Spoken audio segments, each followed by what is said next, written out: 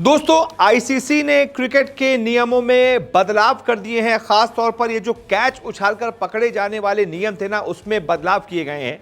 अब फील्डर जो है वो बाउंड्री के बाहर जाकर बॉल को सिर्फ और सिर्फ एक बार ही हवा में उछाल सकता है, और अगर उसने ऐसा एक बार से ज्यादा किया तो वो 6 रन्स काउंट कर लिए जाएंगे, बल्लेबाज को आउट नहीं दिया जाएगा। यह नियम में बदलाव किया गया है। कैसे नियम में बदलाव किया गया है, थोड़ा सा डिटेल में आपको समझाता हूं। मेलबर्न क्रिकेट क्लब यानी कि एमसीसी ने यह बदलाव किए हैं, और यह बदलाव अक्टूबर 2026 से लागू हो रहे हैं। अब खिलाड़ी गेंद को बाउंड्री के बाहर हवा में केवल एक बार उछालकर कैच पकड़ सकते हैं। यह नियम किया गया है।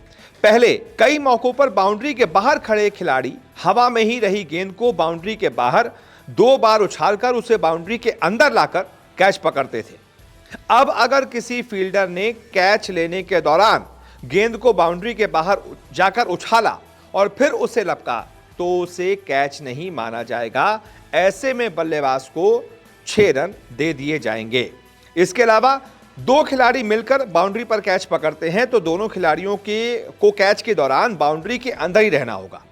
यानी बाउंड्री के बाहर आई गेंद को एक खिलाड़ी हवा में उछाल देता है, वो बाहर चली जाती है। दूसरा खिलाड़ी बाउंड्री के बाहर जाकर हवा में ही उछालकर बाउंड्री के अंदर भेजता है, तो उस खिलाड़ी को कैच पकड़े जाने के दौरान पहले ही बाउंड्री के अंदर आ जाना होगा।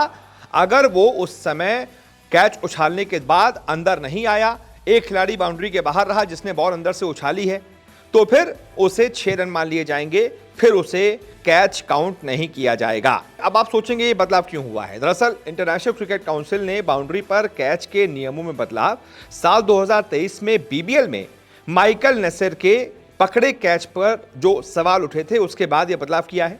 इस कैच के बाद आईसीसी ने मेलबर्न क्रिकेट क्लब को कैच के नियमों में समीक्षा करने के लिए कहा था। नेसर के कैच के बारे में बताते हुए एमसीसी ने कहा था कि फील्डर ने बाउंड्री के अंदर कैच पूरा करने से पहले बॉल को उछाला, उसके बाद वो बाउंड्री के बाहर गया। बाउंड्री के बाहर बहुत अंदर जाकर जब ऐसा लग रहा था कि क्लियर 6 है, तब उसने एक बार फिर से बॉल को उछालकर अंदर फेंका, और उसके बाद अंदर बाउंड्री के आकर उसने उस कैच को कंप्लीट किया। अब उस समय क्योंकि नियम ये नहीं बने थे, इसलिए उस कैच को मान लिया गया। आप खुद देखिए, मैं तस्वीरों में आपको दिखाता हूं। माइकल नेसर ने कैच पकड़ा, उसको हवा में उछाला, उसके बाद हवा में उछालते हुए वो बाउंड्री के बिल्कुल अंदर चले गए, बहुत लगभग 10 मीटर अंदर चले गए।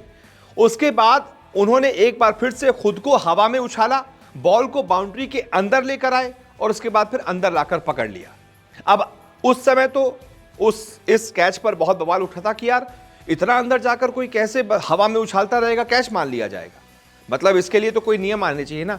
तो अब यही नियम आया है कि फील्डर जो है बाउंड्री के बाहर ऐसे कैच उछालता है, उसके बाद अंदर जाकर एक बार फिर से बाहर आ जाता है, तो सिर्फ एक ही बार वो बॉल को बाउंड्री के बाहर जाकर उछाल सकता है ऐसे करके। यानी कि बाउंड्री के बाहर गया, हवा में हुआ, बॉल को उछाल दिया, बाउंड्री के अंदर आ गया, कैच पकड़ लिया। सिर्फ एक बार ऐसा कर सकता है, एक से ज्यादा बार नहीं कर सकता।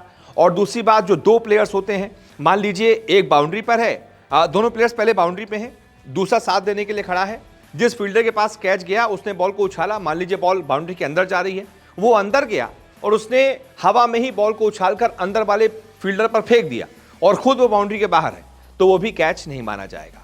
जो उछाल रहा है बाउंड्री के अंदर जाकर बॉल को, जो पास कर रहा है अंदर वाले फील्डर को, उस फील्डर को भी तुरंत कैच पकड़े जाने से पहले बाउंड्री रोप के अंदर आना पड़ेगा, मैदान में आना पड़ेगा।